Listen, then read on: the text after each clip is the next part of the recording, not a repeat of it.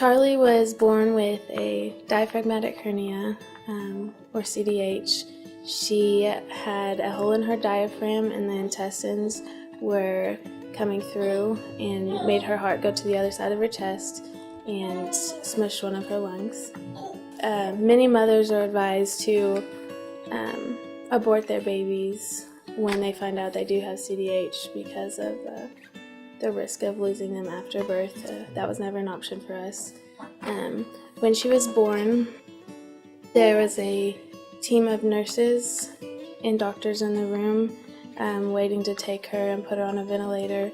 Immediately, they let me wave at her as they took her out of the room. As soon as we found out at our 20-week ultrasounds, we started praying for a miracle that he would completely heal her, she would be born, and it would have just healed itself. And we asked family and friends to pray for us. And the night she was born, she was placed on ECMO, which is a heart-lung bypass.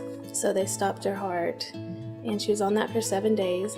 And that's when we kind of realized our miracle wasn't answered. And I thought finding out my baby had only a 50% chance of surviving was the hardest thing, finding out that I figured that was the hardest thing I'd have to go through until I went through it. Not being able to hold your baby for the first few weeks and just watching her lay there and fight for her life every minute of every day is the hardest thing by far I've ever went through. While in the hospital, I would always wonder when things weren't going as well as we'd hoped. I'd wonder why he put this birth defect in our child. Why would he want us to suffer through something like this? And there was actually a verse. It was Romans 8:28. And we know that God causes all things to work together for good to those who love God, to those who are called according to his purpose. And I felt like this said that even though things are bad, sometimes they are good things in disguise, that they have a bigger purpose.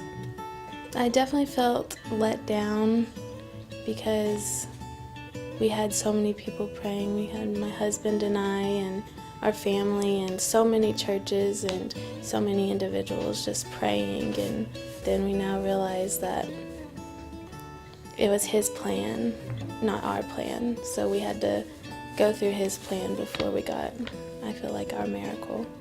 She's still on some medicine for pulmonary hypertension that just helps her breathe, but we should be coming off of that within the next 2 months. But they said she would never breastfeed. Most of them don't even take bottles. They're usually tube fed, and she's completely breastfed.